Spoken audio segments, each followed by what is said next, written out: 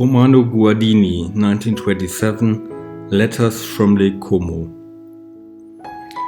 I do not know where to find the words to express this miracle that is so full of light and that is as self-evident to us when we live in it as the air and the sun.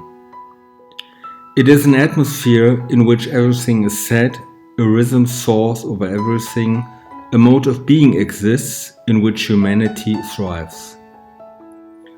Urbanitas.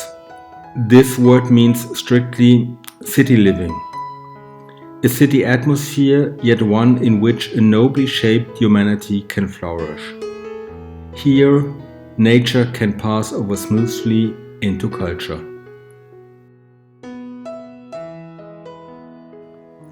I first really learned about Ludwig Mies van der Rohe in fall 2012 after passing by chance the Neue Nationalgalerie in Berlin following a thunderstorm. I felt a special sense of space, a spirit of boundless space, while at the same time a supporting warm presence of being held, paradoxical and magnificent at the same time. Taking photographs here was like being asked for a dance. I maintained my creative enthusiasm for the museum throughout the following years until the Neue Nationalgalerie closed its doors for restoration at the beginning of 2015. Then, in January 2015, I asked myself, could a similar sensation with the same photographic enthusiasm be repeated in other buildings designed by Ludwig Mies van der Rohe? In order to find out, I visited the Barcelona pavilion and encountered quite a different floor plan, a different function of the building, placed in a different city, even country. That was very exciting. Yet, I experienced the same creative inspiration, triggered by a virtually identical sensation of space. Mies buildings connect to the surroundings in a spiritual way, which makes them timeless. The Mies project was born. Claire Zimmermann writes in her book about Mies van der Rohe, published by Taschen Verlag 2015, about the great influence of the religious philosopher Romano Guardini on Mies' work. With great enthusiasm, I read Letters from Lake Como again and again during my work on the Mies project. I was very impressed by the spiritual depths of his texts, his examination of man between nature and culture. Excerpts are now part of the film.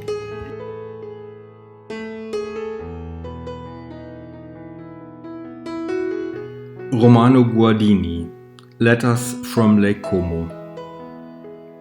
There are two ways to the essential, that of the unique and transitory, and that of the universal and enduring. And we cannot follow one way apart from the other. We find the essential in the unique only when we are also open to the manner in which it is present in the universal. The photos of this project, exhibitions, book publications were taken in the last 8 years in Europe and the United States.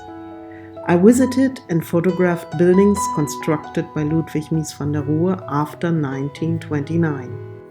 Neue Nationalgalerie Berlin, Barcelona Pavillon Barcelona, Seacrum Building New York City, Villa Tugendhat Brno Czech Republic, Haus Lemke Berlin. Concerning Chicago, which building to consider and what to leave out, was not so easy to decide. The guiding inspiration behind was finding different functions, different floor plans and locations.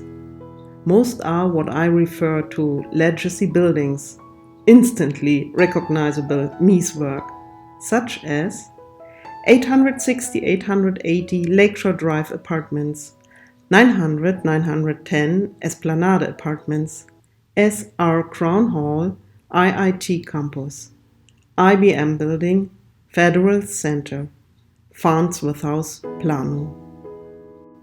As a photographer, I take an avid interest in modern urban life.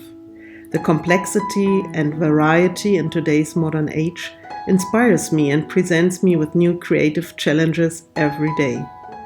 When I started in 2009, I was looking for a new modern photographic language by using the latest technology and, at the same time, working with the traditional rangefinder camera, the Leica AM system. Thus staying as true as possible to reality, as many well-known legendary photographers did before. This instrument allows a great deal of flexibility to find the right picture section, the optimal picture detail. I follow my photographic intuition, select the angle and distance, the light mood at different times of day and in different seasons, set aperture, exposure and focus manually. The point of focus has to match the picture idea. I add nothing to the result and consistently foregoing any post-processing that might manipulate the images. The final image is shown how I captured it in. I reject any kind of manipulation or staging that goes beyond simple photo development. To work with the rangefinder camera, which is all manual, takes time. The time needed for working with the camera makes an impact on how I work. It deepens not only the progress itself, but also the statement of the image. In the past, the question was how to obtain information. Nowadays, the proper structuring of information is what is needed. Reflections and abstractions convey this idea through a variety of levels of perception. The structure and the order offered to me is achieved through the composition of the photo. It was Ludwig Mies van der Rohe's work which opened up the entire field of architecture for me, and one day I decided to stay there. I do not capture my subjects holistically or perfectly. Architectural portraits are intimate gaze, prioritizing the relationship of the detail of a building with its surrounding, the interaction between construction details, lighting, and weather conditions. If a bird comes by, it is welcome. People working, living, or just passing by might be part of the scenery or not. It depends. I happened to visit Haus Tugendhat the very first time under special conditions. The lighting situation was very unusual for photographing. It was noon in June, bright sunshine in the sky. Although the sun was high, inside the light was sort of cold, blue, only little shadows fell in. Right away I found that the contrast was perfect. The wrong light became the right light.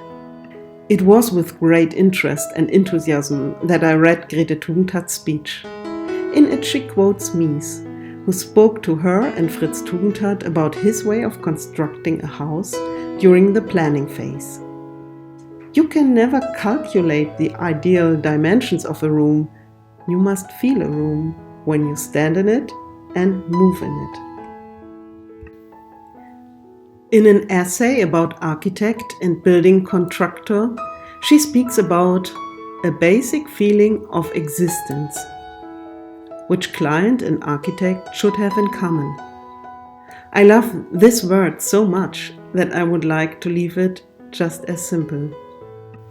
Every building is different based on its function, the customers or residents, and of course the surrounding situation. In Brno, the second largest city of the Czech Republic, I found this aspect to be very important.